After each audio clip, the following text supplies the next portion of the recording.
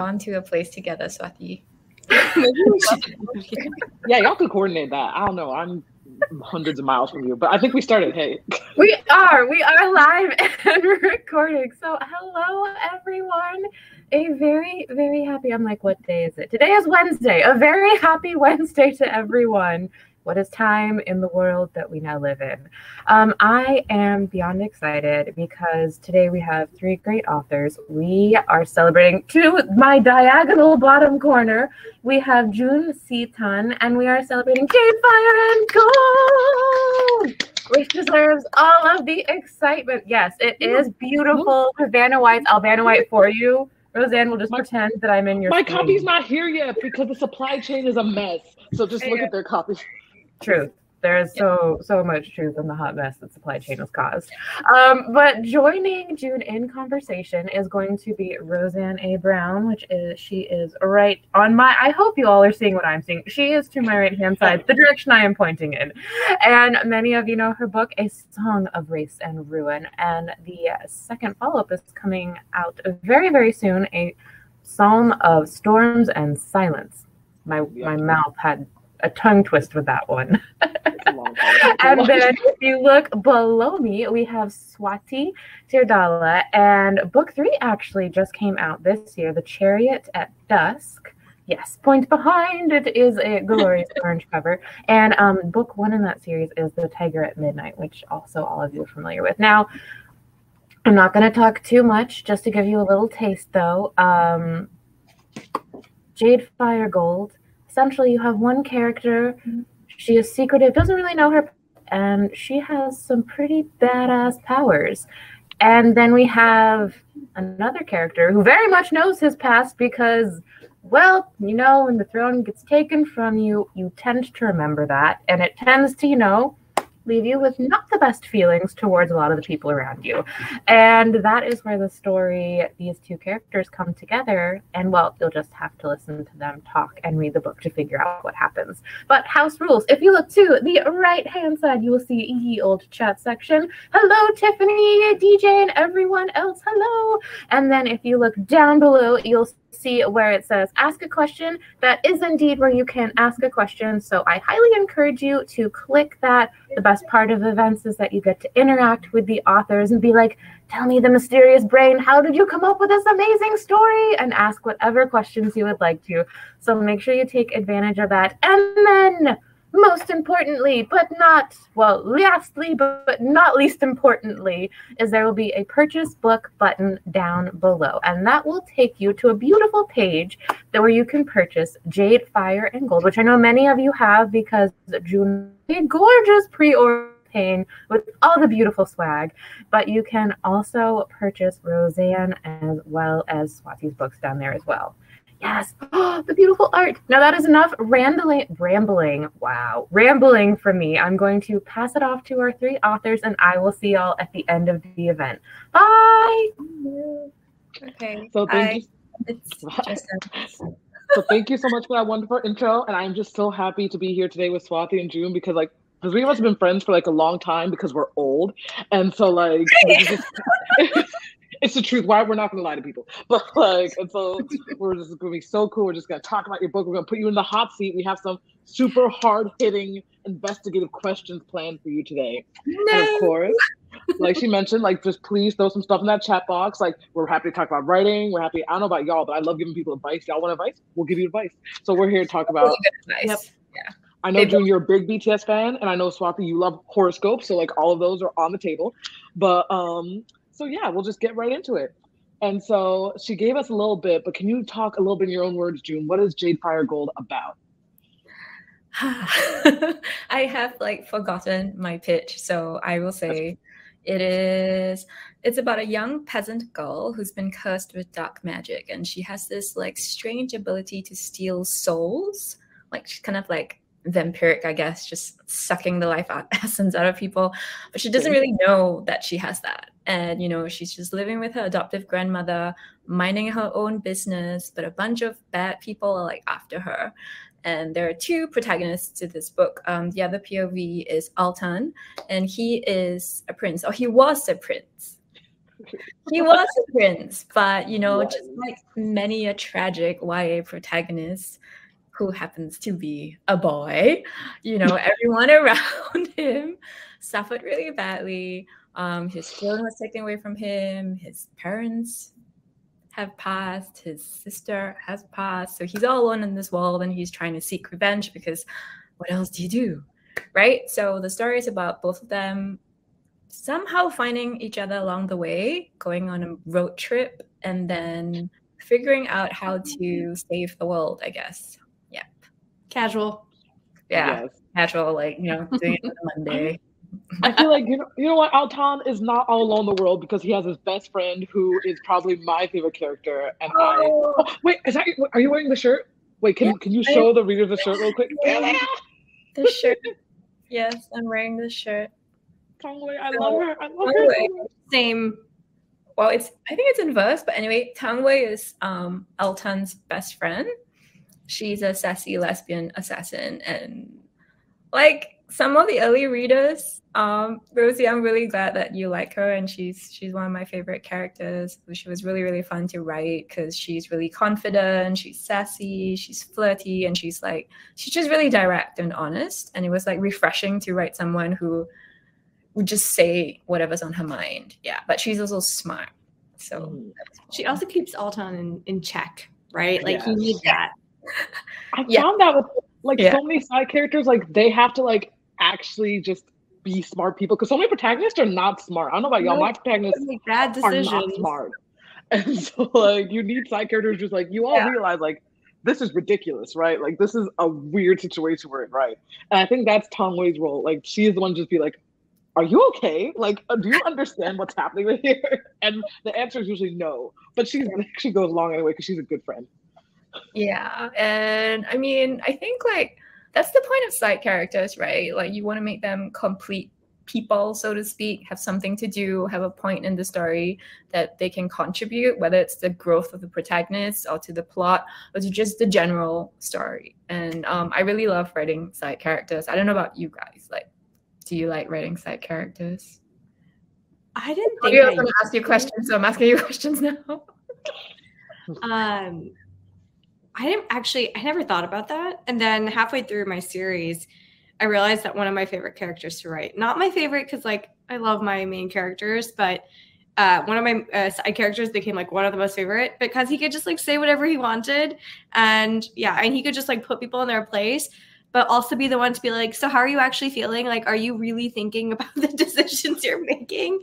And it was so much fun. Yeah. Because they don't have to do the whole like angsty, like I have a character arc I have to go through. Yeah, like they don't hold narrative weight, so like they can just really just do whatever you need them to do, and like the audience is okay with it because like protagonists have certain expectations on them, but like sometimes you just need a character who's just gonna be like, I'm just along for the ride, I'm here to vibe, and that's it. And it's great. Yeah. I feel like if I were in a YA novel or any novel, I would want to be a side character and not the protagonist because it seems like there's so much pain and suffering, whereas you're like the side character, you know, you can be like, I'm so cool, I'm gonna like, you know. Or you could be killed off like just randomly. Yeah. That's true. It always hurts. Like I can think of a lot of series or just standalone books even where I'm like, how dare, right? Like Yeah. So I don't know. Rosie, what do you think? I personally love that. I love kill off side characters. In a psalm of storms and silence. I mean, this is not about y'all. Leave me alone. Leave me alone. We're here to put. In fact, Swati, I think you have a question next, don't you? Yes, I'm deflecting. So this actually fits perfectly. So, Jude, who was your favorite character? Not just to write. That's one thing. Like that's one half of the question, but also just like who was the most similar to you? Who felt like your soul character if you had to pick one? I don't think I have a soul character. I think like maybe out of like the 16 characters, the little bits and pieces that I relate to, or like maybe like subconsciously some part of my personality or my traits, you know, like seeped into them. I think like Tangwei would be like the aspirational side, like wanting to be so confident, wanting to be so direct and like, you know, just cool, you know. And as to who's my like heart favorite character, it would be Sima Leye. He doesn't appear on page a lot, which sad face. But I really like him because he's an interesting many-layered character, and you can't really tell what his motivations are. So in a way, it's kind of like, it was interesting to write some of his dialogue, because if you read the story and you pay a little bit more attention to like how the scenes are set up and like his connection to the other characters, some of the things he says have like double meaning or even triple meaning. You know, things like when he says, I don't think this is a spoiler, but anyway, he says like, my duty is to the prince.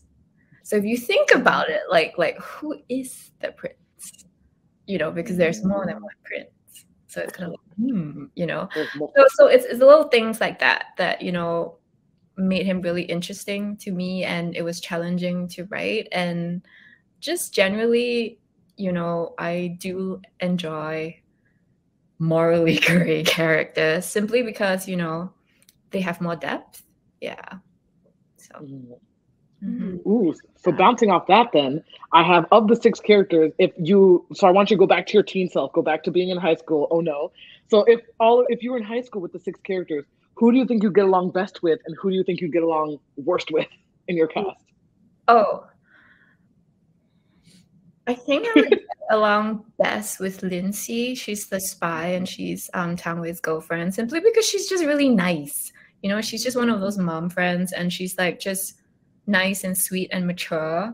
She's another one that reigns in Alton, the main character. So it's just, she's easy to get along with, you know. And I would get along really well with Taishun too, I think, because he's just like a sad, soft boy. And you know, like a little puppy. Then you just bring him to the cafeteria, get him some food, have a little conversation, keep him company. I don't know. Yeah. And who I feel like, I don't know. Again, this is projection, but I feel like it would be cool to have like an enemies to lovers friendship relationship with Tang Wei if I was a teen and I saw this like cool girl that was so confident. I'll be like, oh my god, you're getting on my nerves. But you're so hot. But anyway, you know, yeah. I can see that. That sounds fair. God, I love that you brought up Taishun, because he's probably my other favorite character, because the scenes with him and An where she's basically like, you need to get it together. That's like one of my, I still laugh thinking about that, because like Taishun is like, here's my tragic backstory, and An is like, but like, can't you like fix the country though? Like, why are you sitting here being sad when you could like do something? Yeah. I mean, I feel like now that you mention it, it seems like quite a few scenes are basically the female characters telling the male characters, hey, what is wrong with you? Like, I need to get it together, which is interesting, I guess. But yeah. Sometimes you just need that, right? You need that friend who's gonna be like, what are you doing? Get your life together. No, but sure. actually. Okay, I think it's my turn. So, June, what is your favorite non-romantic trope? Non-romantic trope. Oh my god, I just got completely blanked. Do I have options? I can try to think of some, but I've got one. Like the secret, you know, the character who discovers they were secretly royal all along. There's that trope. Yeah, that's chosen one is a trope, right? Found families. I do love found family, because I just like the idea that, you know, in a fictional book, you don't necessarily have, because we write YA, and because a lot of times the parent character, they're like off screen or they're not there. I just think it's also nice, you know, where you're at that age when you're adolescent or a teen and you're like going out the confines of your family, you know, finding who you are as a person, your role in the world and who you want to be, and like meeting people who are like-minded or meeting people who are not related to you, but you get along really well and you feel that connection. Like that's really cool, I feel. So I think like the found family trope is definitely one of my favorites and something I enjoy reading and something I enjoy writing. Yeah. Follow up to that, what is your least favorite non-romantic trope, if you can think of one? I don't know. I don't feel like I dislike any tropes, actually. Most of the time, if I read something or I'm writing something, I'm not happy with that trope, it's mostly to do with the execution and not the trope itself. You know, like, for example, the chosen one trope. I mean, a lot of people have written it through centuries, you know, maybe even millennia. But it doesn't mean that it's a bad trope. Maybe it just means that people are doing it the same way, writers are doing it the same way, and you can always find a way to be creative and twist it. You know, so I don't think I have like a trope that I dislike, actually. Yeah. It reads good. Yes. Yeah. And especially in like Western media, like so many of the tropes that people are like, oh, we're so sick of vampires or love triangles or whatever. It's like, but marginalized authors, we never actually got to those tropes. And so like you guys are very clearly very sick of one certain execution of that. And so it's like, I don't know, like people will close themselves off to like this whole realm of ways to like explore this kind of thing just because like they got too sick of it being done one way. So like, no, I totally agree with you. Like there's very few tropes I think can't be pulled off these days. Like I'm still a sucker for a good love triangle. I don't care. Like, yo, bring me a bad boy and a boy next door. I'm in. Bring me like the popular girl and the nerdy girl. Let's do it. Like it's great. I still love chosen one tropes. And the thing is, it's gotta be done well. And I don't want I want some mystery. I want like a fresh take on it. I want different types of characters. Like, you know, maybe someone who is really ambitious and wants to be the chosen one. Because you always get the ones who are like, no, not me. You know, like, I don't want to do it. Like, why not someone who's like, yeah, hell yeah, give it to me. I'm gonna save the world, you know? Yeah. So yeah, there are definitely like different ways. And I'm gonna throw this back to you because I'm interested now. What are your favorite romantic tropes? That's easy. Yes. I mean, the whole series I wrote. You read it. Enemies to lovers. Or why? Yeah. Tell us why. Rosie, why don't you answer first, and then I will go into my whole spiel. Wow. Okay. Wow. Classic. Well, here's the thing. I'm about to say something controversial, so no one at me when this. No one. I don't want to say any tweets about this, but I actually would say, listen, I love enemies to lovers. I love it. It's God tier trope, but it might not be my favorite. I honestly think. How could you? I know. I honestly think what's it called? Like I really love Grumpy and Sunshine. Like I love that's a good one. Grumpy and Sunshine so much. Like I love two characters. And another one I love. Another one, and this is like less like a relationship level trope. It's more of a scene level one. But when one character gets injured and then the like love interest goes feral, I love that so much. Yes, it's like touch them and you're gonna die. You know, like I think I put every single like mini to major romantic trope I love in the Tiger at Midnight. So if you really want to know like everything I love, it's all there. Yes. I reread that series. Yeah. But yeah, enemies to lovers is just it's conflict, it's tension. Look, I think like most good romantic tropes or any romantic trope that's executed well has some sort of tension or conflict. But enemies to lovers is just like juicy, you know?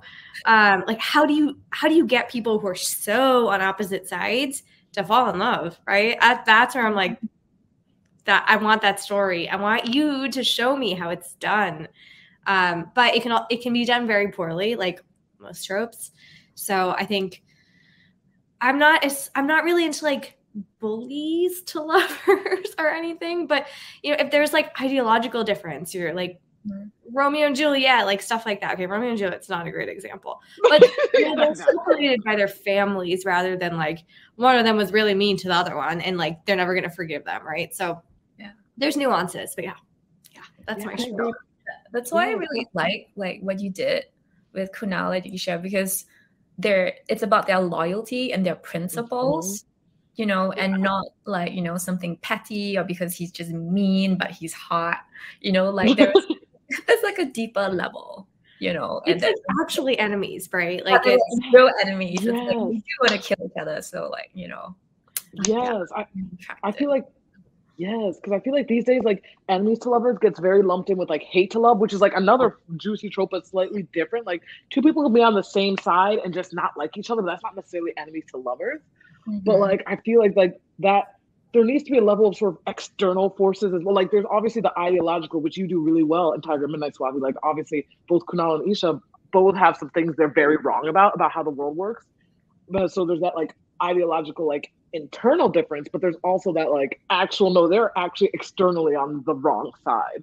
And like, well, on different sides, not necessarily wrong side. And like that, I think that's such an important factor. Cause like my biggest thing is like when a book is like, oh, we can't be together, but like externally, like, but actually, why not? Like, he's like 10 feet away. Just walk over there. He's right there. Like, why can't you? Like, you have to really, if you're gonna do enemies, like if it's all internal, they have to be so ideologically opposed that like it makes it clear, or they have to actually be like external reason, like no, like the Montague Capulet level external, like no, you guys cannot be together. Another thing I like, we're kind of like veering over the place, but this is fun, so whatever. I really like rivals to lovers. Yes. That's what I was gonna say. That's another subset of enemies to lovers, which is great because it's like rooted in personal conflict also. But at the same time, it's not mean, right? It's just like we want the same thing, or we've always wanted the same thing. And it's I don't know. Oh gosh. Yeah, I feel like rivals to lovers, especially in like contemporary settings, would be really cool. Oh yeah, that's fun. Yes. Oof. But we're here to talk about your book. We're here to talk about your book, June. So back to your book. We can talk about books. Yeah. So your world building is amazing, and I love it. Like there's a dragon in this book. Like y'all, dragons, we're all about that. And so I had a question for you about what is the most interesting thing you learned in the process of reading this book? I'm not reading, writing it. Wow. Okay. Interesting process. Oh, okay. How to disperse and sprinkle out world building details. Because like in fantasy books, I mean, I feel like in adult fantasy, you have a little bit more length and breadth and depth to just vomit a paragraph about Texas in a fantasy world beyond like Dandelion Dynasty by Ken Liu, or just, you could like vomit little things because your audience and your readership is used to that kind of like, the way the story developed. Whereas for YA in particular, because we kind of want to like push the pace a little bit more and like make things, more seamless in that sense. Like, I feel like I had to learn how to like break up, certain parts of the story that I wanted to tell. Certain parts of the world that I wanted to show. And I had to like try to make sure it's relevant to the scene and relevant to the plot even. Because I am the kind of person, like I could just sit there and just describe the palace and I would just describe it for like 5 pages. I would just tell you like this little carving, how it looks like when no one's looking at it, because, I'll be like researching, going down the rabbit hole. I'm like, yes, this is how it looks like. And I write like 3 sentences. And, after that, I'm like, it's irrelevant, unless the character is looking at it, unless it hides a secret, unless it pushes the narrative forward in some way. You don't necessarily need to have it. Unless, perhaps it adds some kind of atmospheric thing. But even then, you might not need such detail. So when it comes to world building, I guess it's a challenge to balance the kind of depth you want to include in the story so that it feels very immersive for the reader. And also not to just like vomit, page after page of stuff. Yeah. And Swati, do you want to talk about world building? I mean, I have to agree with you. I think that's like an incredibly great point. I wish I had learned that earlier, honestly. It would have saved me a lot of rounds of revisions. Because I also got like deep into historical research. I was like, this and that, this and that. It's like all so amazing. So yeah, I would very much so second that. I don't know if let me think. Do I have anything on? Rosie, you go. Well, actually, I had a question because, like, I know for me, like, I agree with all that, and I know I definitely went down lots of research rabbit holes and so many fun things I learned. Because, like, for example, do y'all know you can get about 40 gallons of milk from the average camel? Because I was researching, like, oh, if my book takes place in the desert, so I'm like, oh, how are people sustaining themselves in the desert? They're traveling in the desert. How are they getting food? So I got really deep into like camel lore. But all this to say, but that did not end up in the book. So my question for y'all too is, what's the most interesting thing you learned you ended up not using in your book? Ooh. I don't know if it's the most interesting thing, but it has to do with camels too. Oh, really? Guys are the camel people now. They're like people traveling in the book, right?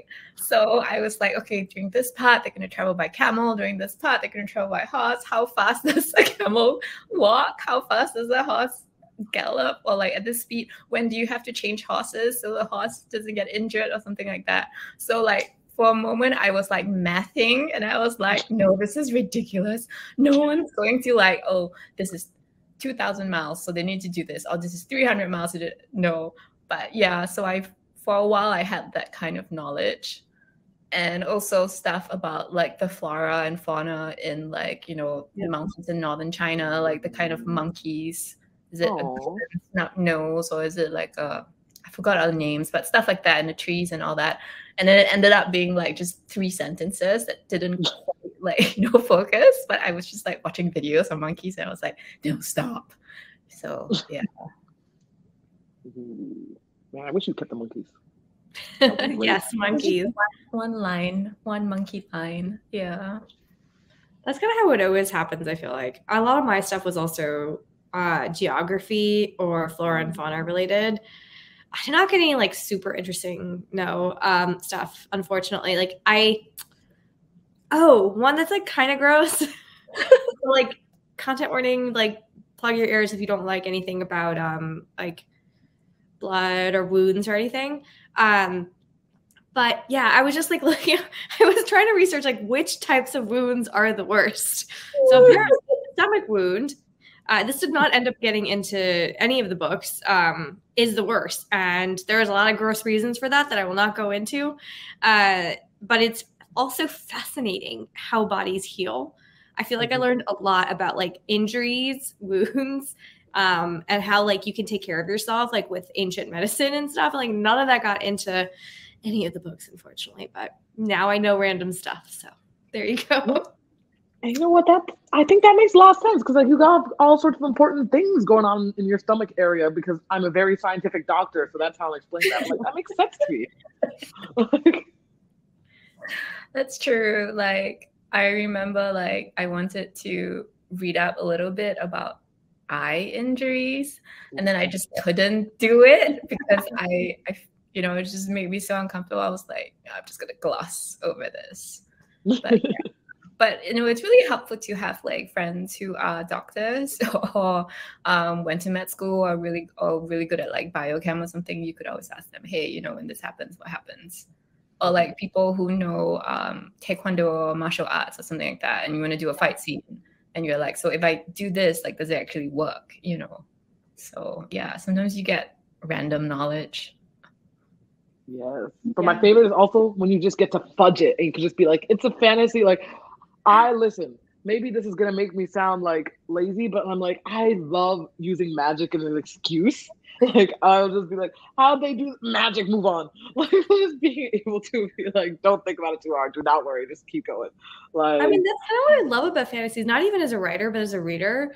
Like sometimes I'm like, I want to imagine cool stuff, right? Like, oh, this like very mundane thing, magic, or this like incredibly complex thing, magic. Like, yeah, that's what I'm here for. Like, that's the whole point. Like, it would be really cool if magic did exist in our world, and like I don't always necessarily want to break it down into like tiny bits of explanation. Sometimes it's just cool. Wow, it's magic. Yeah.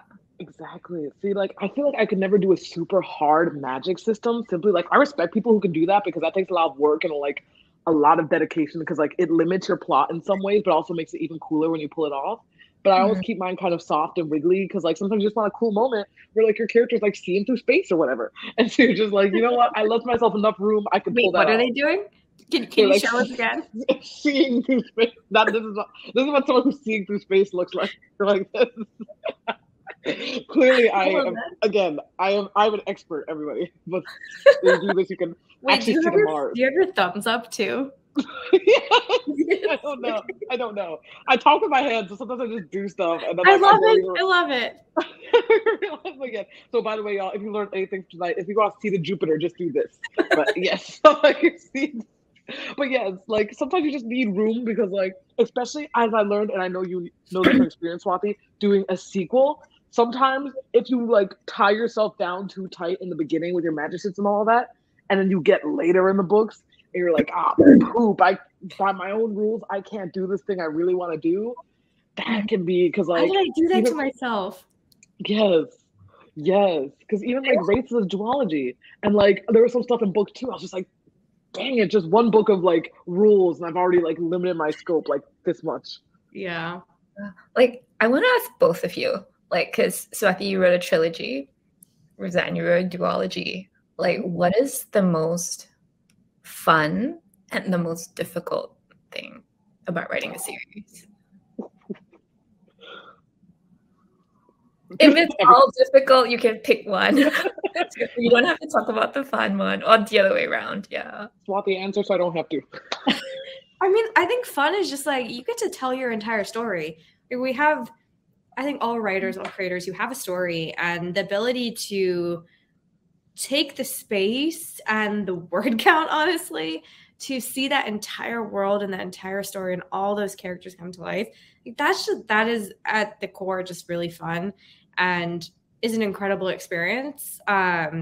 Like I'm very lucky to have gotten a trilogy. I knew from the beginning that this story would be a trilogy, but you don't always get that in publishing, right? So like I got very lucky there. And so that was definitely the most fun part. At the end of when I like finished writing the 3rd book, I was like, this is the story I wanted to tell.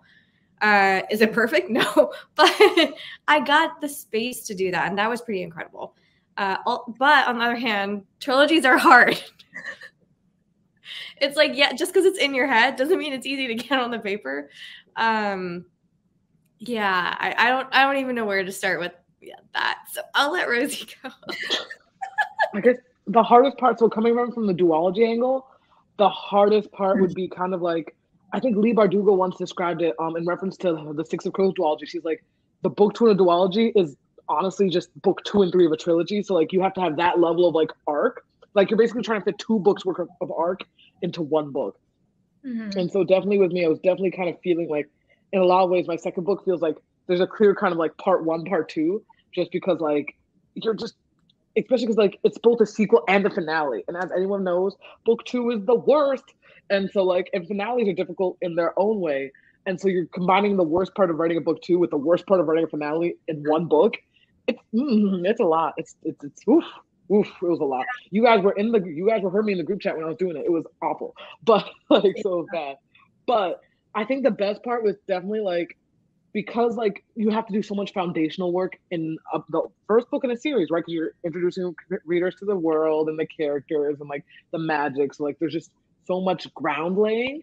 But by book 2, like most 99% of people who are reading book 2 read book 1. So you don't gotta explain jack. So you can just throw them in and be like, look, if you don't remember, go pick up the first book, let's go.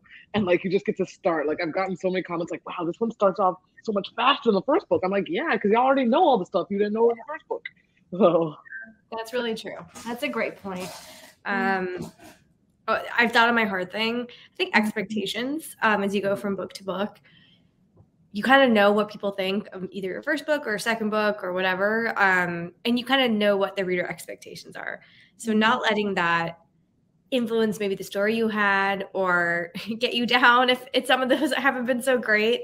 I really try my best. I had like a little folder for myself where it's just all of, not just the great reviews, but the reviews where I was like, these people, like these readers get what I'm trying to do. And I kept that as my North Star, like trust in myself, trust in the story I wanted to tell. And yeah, I mean, it kept me going on a lot of days where I woke up and I was like, I can't finish this. I can't do this. And that definitely helped. But yeah, expectations are hard. I mean, I think just like even anytime you put anything creative out into the world, you're putting a piece of yourself out there. So that's always a little scary. Yeah, it is. I'm still getting used to it. Like, just, I don't know. It's strange because like right now, my non-publishing friends and family are reading the book, and that's like another layer of like, no, oh my god, you know, like it's slightly different because like they know you as a person, they knew you for many years, and or maybe sometimes they know you all your life, and then you know some of them want to live read for some reason, and I'm like, no, it's okay, you know, but it's also pretty cool, like, you know, because I think like a lot of people who are non-writers or not super involved in the book community, and they're just like casual readers or just readers, they don't necessarily like understand why publishing is so complicated. So like, why publishing? You know, they don't understand. And then, you know, but when they read, like I had someone tell me, oh wow, like every single word in this chapter that I wrote, like fits in perfectly. It's so concise, you know, it has meaning.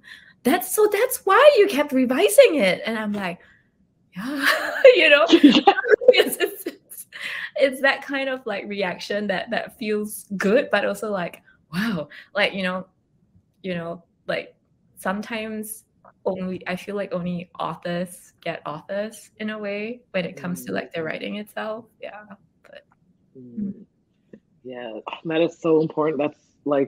That's just so real. And that I think is a good place to like pause our discussion so we can start the audience questions. Wait, can I see one question real quick? Okay. You know what? Go ahead. Why not? What if I was just like, no, you can't? I would be a little sad, but I would accept it. Go ahead. Okay, June. So I know you're part of the Army. I might get some of these things incorrect, right? But who is your bias in BTS? Oh, important question. Kim Tae-young. And why? And why? That's the key thing. I just really love his voice. He has a really deep, unique voice, and I also like his personality, or at least what he shows to the world, because, you know, you never really know how an idol truly is, but it's just like, you know, the stuff that they're willing to share with their fans and the world. And it's just he thinks out of the box. Like when I watch some of the variety shows like BTS Run, like there was some VR challenge about how you had to like wear the VR virtual reality goggles and like go take a kick and all that, and everybody was like doing so poorly, and he did it in 2 seconds because he just thought, oh, I just have to do he did something completely different, you know, and he got it done. So it was just the idea of like, I don't know, I guess he's my bias because I like the way he thinks. That's fair. I respect that. He's also hot, but you know. Yeah, I respect that too. You know what? I respect that. And on that note, yes, he is hot. Now to audience questions. And again, y'all can keep adding questions. We are here until they kick us out. Or so. Let us see here what we have. Oh, at the top. Questions too. Okay. How do you want to do this? I was thinking maybe me and Swati will go back and forth. We'll ask the questions from the thing, and like if some of them are directed to us too, we can answer them. But we're gonna pump most of them to you because we're mean. So I'm just gonna go. First question I see here at the top is from the bookstore. Hello, mysterious Galaxy Bookstore. What scene or section brought you the most joy to write, and which was the most cathartic? June, that one's for you. The most fun scene to write. Don't know if there is one particular one. I think the most fun section of the book to write was when they go on the sea voyage and things happen. No spoilers, but that was really fun. And I've told the story before. It was fun to write because I was in a Target. I was living in Chicago. It was in the middle of winter. I was getting cereal in a Target. And then I just had this like bing bing moment. And I was like, oh, I think it's time for that. You know, maybe they need to do that so they can meet this and this would happen. So I bought a notebook, I bought a pen, and I just sat there because there was a Starbucks. You know, I just sat there and I just hand wrote like the entire section. Obviously, I refined it after that, but like the bulk of it stayed all the way until the finished book. So that was like really cool that, you know, just inspiration just hit and it made sense, you know, to the story. As for the cathartic part, I want to say is the scenes, no spoilers, but scenes between parents and children. You know, that felt a little cathartic to write. Yeah. Follow up, what cereal did you buy? Were you buying? What was it? Oh, I'm really boring. I always get like the plain Kellogg's cornflakes. Those are actually so good. It's classic. It does what it has to do. Yeah, so I was gonna get a big box to write, and turned out like before I even had to, I got to open it, I was like, oh, I have to write. Yeah. So in a way, you have Kellogg's to thank for Jade Fire Gold. Kellogg's clearly it goes. You. Kellogg's created your book. Kellogg's and a lot of coffee. Yeah. Yeah, and a lot of coffee. Yep. Okay, I'm going to okay. I think this just got moved up to the top, so I'll go with this one. How would the main characters from each of your books get along with each other? Good question. Ooh, it's always fun. Like an alternate universe where like I feel like honestly, okay, I think Isha and An, I feel like they gang up against Karina because Karina can be very annoying. Karina's very annoying. I'm gonna be the first to admit this, and I think Isha and An would get along because An is very practical. I feel like Isha would respect that, and Karina is very sort of vain and spoiled, and neither of them like have the kind of patience for someone like that, and so they'd be like, she needs to go, like the princess, like, you know, like, and they'd be like, we do not fuck with her. Can I say, oops, we do not like her. Sorry, I don't hear that. Do like nah, but I do think Kunal, Altan, and Malik would all get along very well. Actually, they would. I totally agree with that. So I would love to put Karina and Altan in a room and just like see what happens. That would be really bad. Yeah, I think like that would be. You're like, one of them would not survive. Yeah, I feel like I would like to put Tangwei and Karina in the room just to see if they would get along. I think they would actually, because like you know how like you know that quote that's like real respects real. I feel like they'd be like no, I got, like they understand each other, and then everyone else would be like, oh no, we hate this. It's actually really bad. Yeah. They would not like. Nobody would want them in a room together because once they combine and become one force, no, we have to deal with this clump. You know, two of them together. You know who they'd be like? They'd be like Nicole Richie and Paris Hilton, like during the days of 2000s, like when they're like everywhere together. That is an old reference.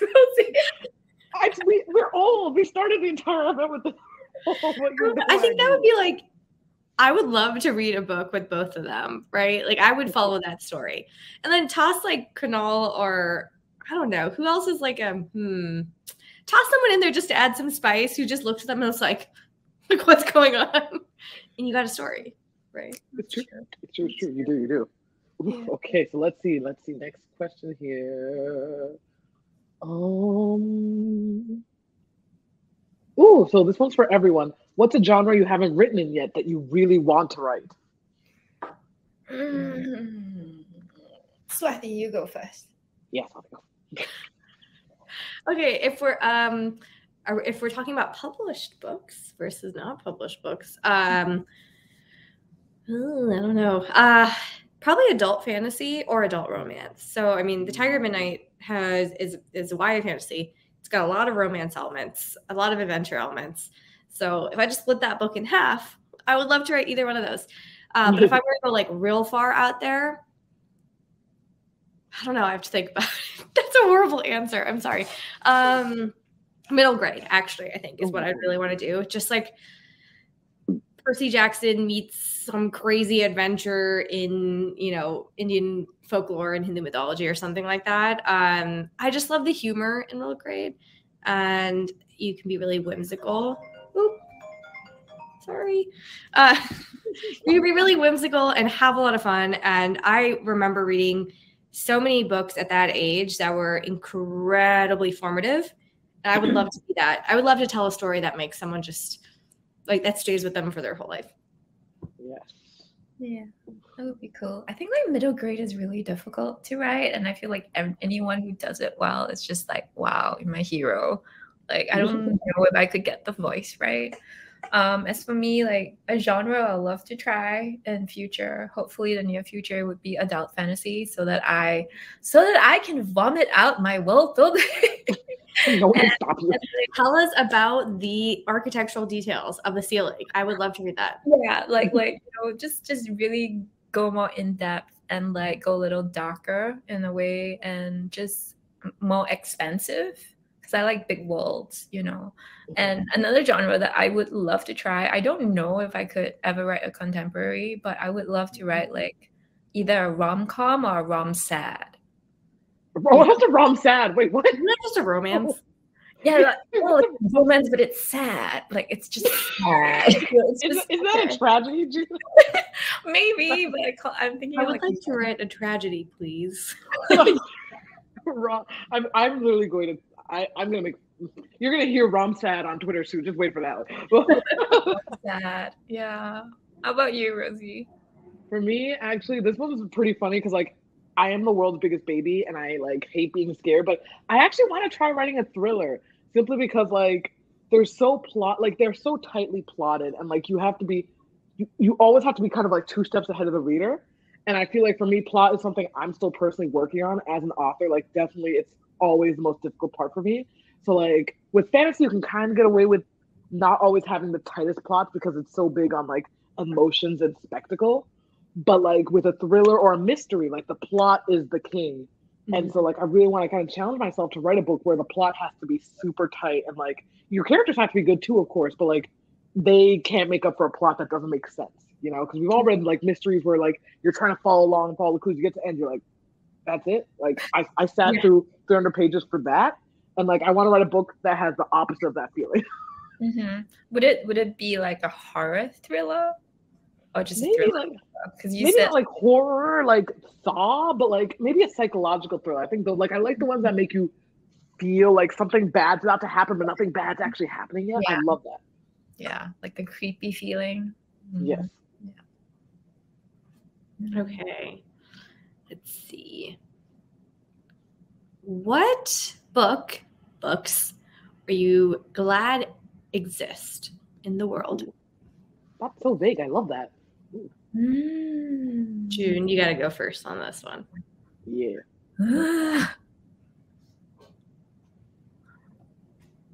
I feel like every time someone asks a book question, my mind just goes blank. I'm like, I don't read. I don't know what books are. Yeah, like those are not books. I am really glad that I guess maybe my favorite book, it's a children's book. It's called The Little Prince. I'm really glad that exists because I still reread it sometimes and it just feels like it's very short, the illustrations, you know, it's very simple, but yet the message is pretty profound. So I'm really glad that book exists. Yeah. I mean, I have an answer. This is a deep cut for those of y'all who remember the Scholastic Book Fair. Y'all remember those like Dragonology, Wizardology, like Piratology books, like that were like written like actual, like as if dragons actually existed, and they're like nonfiction books. I'm happy those exist because they were just so fun, and I think we need to bring that back. I think we need to bring back fake Rebecca Ustalters, yes. We need to bring back fake nonfiction. Like I think it was just a fun era of kidlit, and if someone wants, like I don't even know, man. Some like angelology. I don't know. They have random books like they haven't done about like a fake mythical creature as if it's real. I'm in. What are those? Like I don't, because I didn't grow up here. I used to love the Scholastic Fairs. I never read those. Okay, I'll send you a link later, Jim. But basically, it was a whole line of books in which like the most famous one is Dragonology, right? And so like it's this giant like guide to dragons, and it's written like an actual field guide to like dragons, like if they're in the real world, right? So it's like written like nonfiction, but it's about dragons, and they were so cool. And like publishing, I feel like they kind of moved away from that kind of type of like fiction, nonfiction-y children's book, but like I thought they were the coolest thing. That is cool. I mean, I want to read that now. Yeah, I look it up. People have it. Yeah. Okay, so I have a 2-part answer, so I'll be quick. One that's fun and one that's like a little more serious. So fun, I used to love The Westing Game. I mean, I still love The Westing Game. I have a copy, and that book was the first time I realized how fun stories could be and how you could like weave puzzles and all sorts of different mysteries in. And I just loved it. Like I ate that up. And even to this day, I'm like, I can pick that book up, and it always surprises me how much I don't remember and how like excited I can get by that plot again.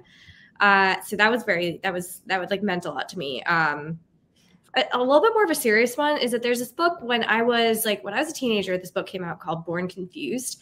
And it was the first, it's by Thanuta Desai-Hidie.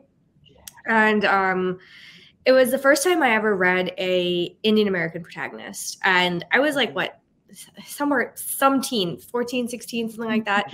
And it was huge for me. just huge. And like, I actually still have, I have a copy on my shelf. I went and bought a new one with the old cover because I was like, this meant so much to me.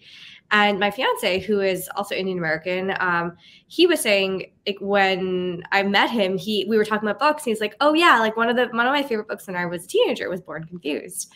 And I was like, oh, like it mattered. It just mattered so much. I'm really glad that I found that book at that time. So yeah. Oh my gosh. I remember like loving that in like middle school because it was like, for me, it was like the first time I read about an immigrant. So even though I myself was not Indian American, like just her talking about her immigrant family, like I was like, I could see so much of my Ghanaian family in that. So I can't imagine how much that must have meant to you. Like, no, that's a great choice. Yeah. Yeah, for sure. I think it's my turn. Let me see it. Oh, this is a fun one. How do you keep in touch with what teens want and balancing what the publishing industry wants? Ooh. Very topical question. Yes, I'm not going first. I need to think about this. Okay, yeah. I feel like it's been a while since I go first. So I think for me, I think it's definitely a juggling act. Like it's definitely a juggling because on the one hand, writing is a like to be a traditionally published author, it is a business. And like people say you should not write to the market, but you should be aware of the market. And those are two different things because like it's kind of very difficult to write to the market because like publishing just on average it takes 2 years from like sale to publish. So like if you're writing what's hot right now, like 2 years from now, you're probably going to be outdated, right? So it's very difficult to actually write to market. But it's always good to just kind of be aware of what's going on, what people are talking about, what people is like sort of like what is just happening, just because like it's very difficult to like write for an audience that you just don't know. And just part of knowing your audience is like just being aware about what they care about and like what matters to them and like that sort of thing. So for me, I think the way I try and approach it is like remembering sort of what mattered to me as a teen. And of course, like there's always sort of like things that are like outdated. Like I cared about iPods and iPods are not a thing anymore. But like it's not so much like yes, the material elements of all our adolescences are different, but like the sort of the emotional truths of being an adolescent really don't change. Like I remember that feeling of like loneliness, the feeling of like not feeling like you belong in your family and community, that feeling like of wanting to prove yourself, like those very sort of real, like raw human experience emotions, and always trying to bring that to the forefront. Cause like I will never know what it's like to be 14 in 2021 and like trying to survive high school with TikTok. Oof, that sounds terrible. But I know what it's like to like trying to figure out like what do I need to do to get my classmates to like me? What do I have to do to like get that person, that crush to talk to me? Like those sort of like very raw visceral emotions. So I always think so those are my two answers. Number one, being aware of the market, if not necessarily writing to it. And two, like always centering it on like the truths of being an adolescent, even if the material reality has changed. Yeah, I mean, you kind of took the words right out of my mouth. I was going to say, yeah, I always try and write to, when I think about what a young adult book is or what that story is, I always think about what I wanted or what I needed at that age. And so I always kind of crafted around that. And then I like to do this. It's not always easy, but I like to keep the first couple of drafts to just me. Don't let publishing in. Don't let anyone but your close writer friends kind of understand the genre and the category you're writing in. And to like, in this instance, understand teens in this day and age, right? You don't let them in and you write the story that you think is actually going to make a difference for someone who picks up the book. And then later on, you can maybe bring in publishing and make a tweak here, make a tweak there. But I always make sure that the core of the story, the heart of the story, I refuse to change it. So, you know, I'll work around everything else, but if the core of the story is not working for publishing, maybe it's just not the right time for that story to be out in the world, or I'll find another way to get it out, right? So that's kind of the way I've been thinking about this a lot recently. But yeah, I think it's an ever-evolving conversation too, right? Like you want to know, at the end of the day, they're human stories and you need to understand who you're writing for, and publishing is not your audience. That's it. Yeah, I think like both of you definitely, I mean, those are great answers and it's in line with how I feel, even though I haven't been in this industry as long as either of you. I feel like definitely there comes a point where I think as a storyteller, you realize that you're telling stories that mean something to yourself, that could be that are personal. And because at the end of the day, everyone is human. Everyone goes through life, the environment might be different, circumstances might be different, but like what Rosie was saying, the whole growing up process from, a baby to a toddler to a child to a teen to an adolescent, even to a young adult, like a lot of emotions that you feel across cultures are very, very similar. Like the cause of those feelings might be different, but feelings of insecurity, not being confident, not really sure where you stand in the world, certain negative feelings you might feel towards family, or like the kind of pressures that you feel. I mean, a lot of them are really universal. It's just the degree, perhaps.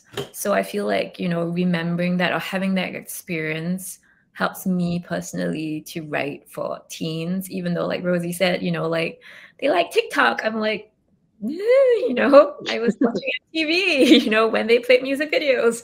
Anyway, instead of all these like reality TV stuff. So I feel like emotions, because we're all human, like they're very universal. So if you focus on that when you're telling a story and building a character, it helps, hopefully you'll connect with, some members of your target audience.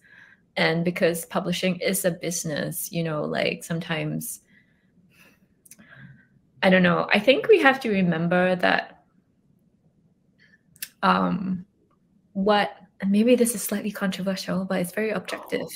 Okay, so the people who decide what is trending or trendy in publishing aren't necessarily teens. Because it's whoever pays for makes the offer, whoever decides this product should be brought to market. And this is going to be the hot thing right now of the season. Or everyone's going to be reading thrillers. Everyone's going to read it. So a lot of times your readership is being, they're being told what they like. But that's one thing I like about Book Talk, or at least from what I know about Book Talk, because it's just a lot of like, young people going, I really like this book. It's very organic, and it's not like, what the publishers are pushing necessarily. Sometimes it is, sometimes it's not. It really depends. So I feel like I've rambled along, but yeah. So back to my point about how I think at the end of the day, everyone's sorry, it's okay. Oh, time's up. You're fine.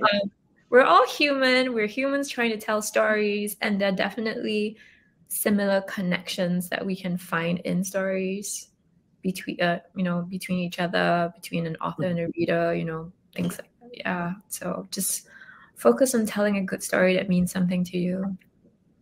Yeah. One other thing I'll add, just like kind of on the fun side, is I just try and talk to teens, right? Like, I'm not that old, and none of us are. It's like those 4 years of high school in particular, they change. Like between me and my fiance's high school experience is vastly different, right? So I have a bunch of cousins who are kind of in that age. And so last time I saw them, I was like, tell me everything, right? Like, let me just understand what it's like to live in your shoes. And then I can tell stories that actually matter to you, to your friends, to whoever. Just talk to the people you want to write for. You know what? You know that meme that's like, how do you do, the old man with the skateboard, how do you do, fellow kids? That's what I imagine you walking up to like the teens, like, hey. It's very possible that was me, yeah. That is how Swati researches her books. But on that note, we're technically at time here. So I guess unless they're actually about to kick us out, I guess the last thing we'd like to hear, here you go. No, wait, continue. The last thing you'd like to hear. I just kind of wanted to hear from both of you where readers can find you, and kind of like any sneak peeks, whatever you're allowed to tell us about what you are working on at the moment. June. Yeah. Well, you can find me on Twitter and Instagram and TikTok. It's all June Scribble. I'm not really on TikTok that much, but June Scribbles. So Scribbles with June, June at front. It's the same handle throughout. What am I working on? I'm working on a new project. It's a contemporary YA fantasy. I don't really have a proper pitch yet, but it is. I think it's a well, it's a fully indulgent book about everything I like and want to read. So hopefully it'll sell and people will like it. Yeah. Swati? You can find me on Instagram and Twitter and also TikTok at Swati Teerdhala, so first name, last name. I'm on Twitter less these days because Twitter is hard to be on right now. But yeah, I'm always on Instagram and I'm trying to get back on TikTok a little bit. But I would love to chat with you guys and just like say hi. As for what I'm working on next, I'm working on a lot of stuff and I can't talk about any of it at the moment, but send good vibes, please. I could use all your good vibes. Yeah. And I guess so. And last, I'm at Rosie's Rambles. That's ROSIES Rambles. Rosie Rambles is someone else. Stop sending her stuff. It's Rosie's Rambles. I didn't know there was another one. Oh my gosh. Yeah, no, she keeps getting tagged and stuff for me. But so it's possessive. Rosie's Rambles. As for me right now, the big thing I'm working on is I'm doing kind of final edits on my middle grade that's coming out next fall. Farewell Blotting's Guide to Vampire Hunting. Yes, it's about a young girl who has been trained to be a vampire hunter until she deals with her biggest mission of all time, middle school. So it is a lot of fun there, Ghanaian mythology, and lots of poop jokes. So I hope y'all like that. So on that, I can't follow that up with anything better. So on that note, I'm just going to say an incredibly huge thank you to June, Swati, and Roseanne. This was just a ridiculously fun night. So thank you for hanging out with us, for celebrating my Vanna White one more time of Jade Fire Gold. And thank you so much, everyone, for joining us tonight. Don't forget, if you hit that beautiful purchase book button down below, not only will you be directed to Jade Fire Gold, you will also be able to look at Roseanne and Swati's book of, not both of their books, all of their books, and to pre-order book 2 in Roseanne series. So thank you so much for joining us. Roseanne already made it easy for me. You all have all the social media handles and everything. So on that note, we will see you all. I'm trying to do it next time. I hate all of you so much.